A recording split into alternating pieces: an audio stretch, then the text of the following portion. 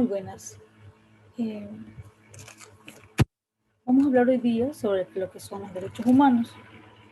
Eh, es un tema bastante interesante porque es inherente al ser humano. Todos tenemos derechos y tenemos que conocerlos. Claro está, los derechos deben ser respetados y deben de ser conocidos para no tener una idea equivocada de cuándo nosotros los vamos a utilizar. ¿Okay?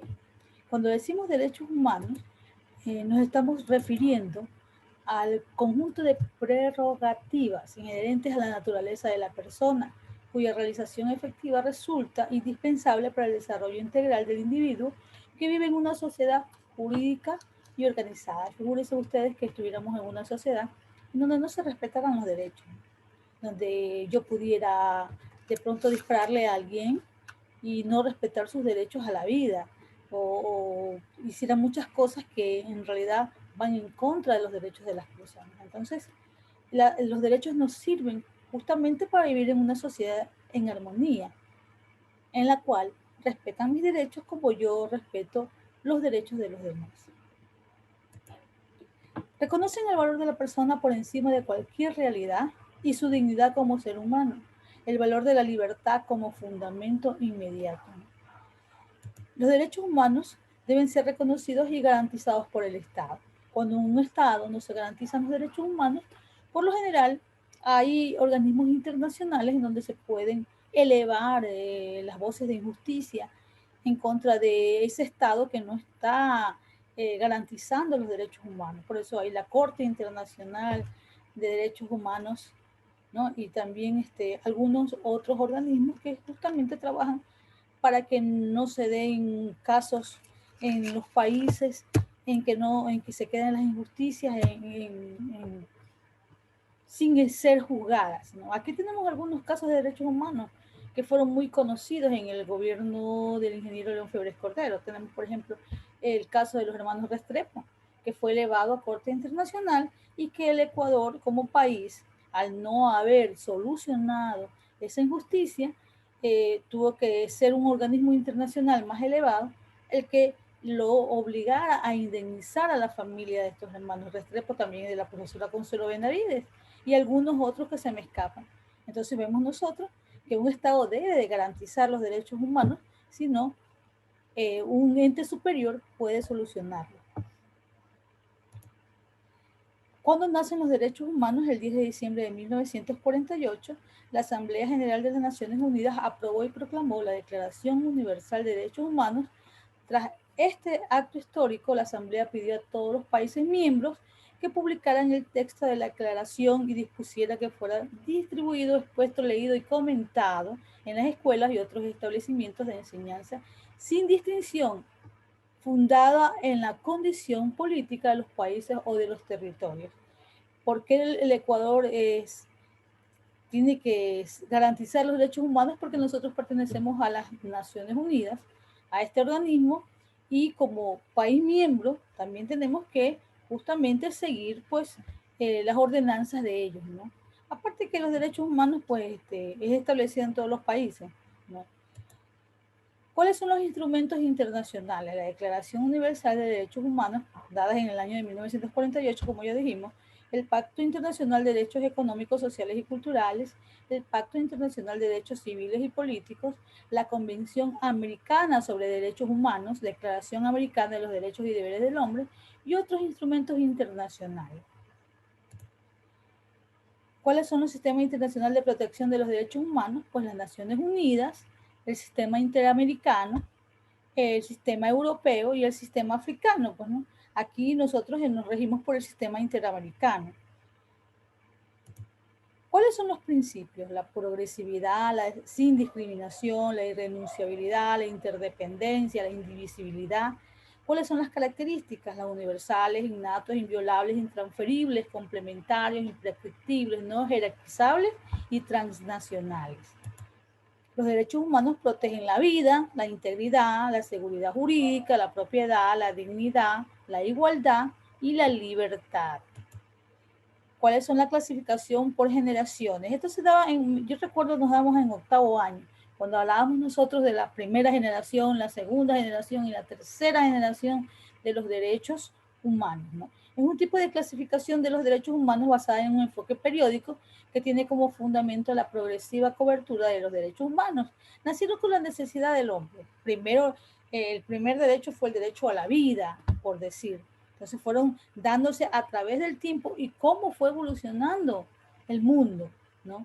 Ahora ya hay los derechos a la sociedad tecnológica, por ejemplo, porque el mundo ha ido evolucionando.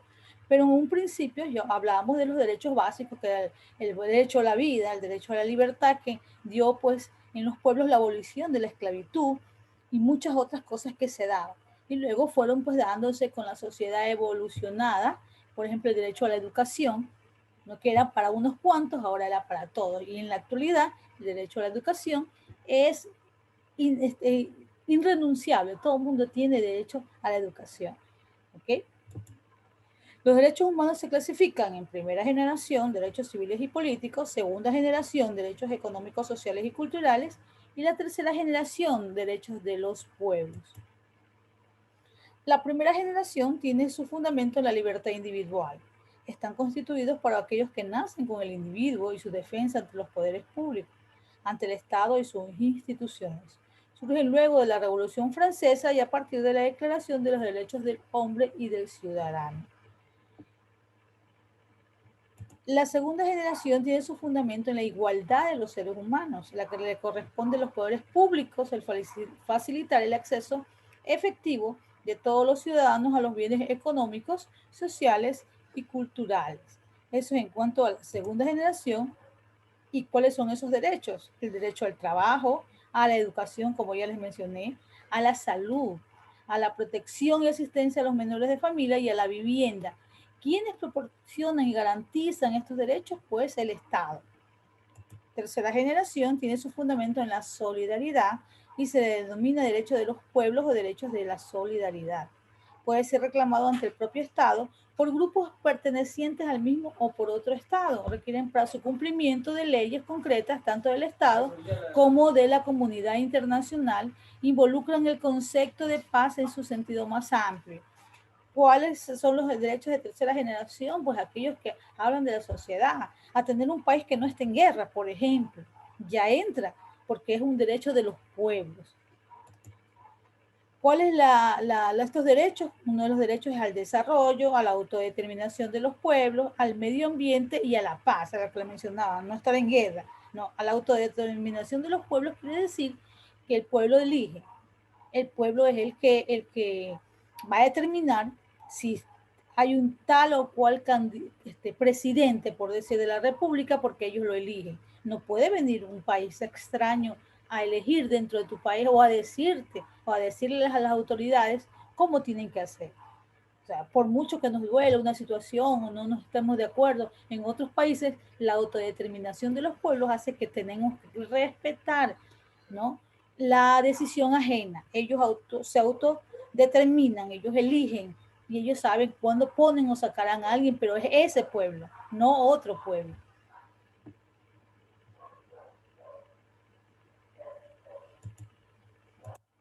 Bien. Para educar en derechos, tener en cuenta, según Pablo Freire, un gran pensador de nuestros tiempos, que debemos ser coherentes entre lo que se dice y lo que se hace, saber manejar la tensión entre la palabra y el silencio, trabajar críticamente la tensión entre la subjetividad y la objetividad, diferenciar el aquí y el ahora del educando y el aquí y el ahora del educador, evitar la espontaneidad sin caer en la manipulación, evitar vincular la teoría con la práctica, practicar una paciencia impaciente y leer el texto de la lectura de contexto. ¿Okay? ¿Qué podemos hacer nosotros los profesores para implementar los derechos humanos en nuestra realidad educativa? Yo como maestra tendría que tratar de que ustedes como alumnos justamente se den cuenta cuáles son sus derechos, ¿no? y cuáles en cuáles a veces somos incoherentes, ¿no? Por ejemplo, cuando tu mamá te reprende, no está violando tus derechos, ¿no? Si tu mamá te maltrata, te tira contra la pared y te rompe un brazo, entonces de pronto ahí sí está violando tus derechos, te está maltratando. Pero eso de que le decimos a cada rato a nuestros padres, ay, violan mis derechos porque te dice, porque te reprende, porque te dice un consejo, no, eso no está bien. Entonces yo como maestro tengo la misión de hacerte ver cuando en realidad tus derechos están siendo violados, ¿verdad? Y pues es todo por el día de hoy. Quiero que ustedes hagan una actividad que les voy a dejar sobre los derechos. Recuerden que vimos 3 generaciones de derechos. Sabemos que la primera nace desde la Revolución Francesa, los derechos del hombre, justamente hablando de la igualdad, ¿no? Por decirte, en la Revolución Francesa fueron 3 los principios que recorrieron el mundo: la libertad, la igualdad y la fraternidad, ¿no? De ahí partió todos los otros derechos, la segunda generación, la tercera generación. No confundamos los derechos, debemos de conocerlos bien, debemos saber que tenemos derecho a muchas cosas, pero también tenemos nosotros que respetar, y hay obligaciones que también que tenemos que respetar dentro de nuestro país, dentro de nuestra ciudad, dentro de nuestro cantón, dentro de nuestra casa, ¿ok? Eso es todo. Gracias. Si tienen alguna pregunta, pero me lo van a dejar por interno. Gracias por su atención. Espero que hayan visto todo el video.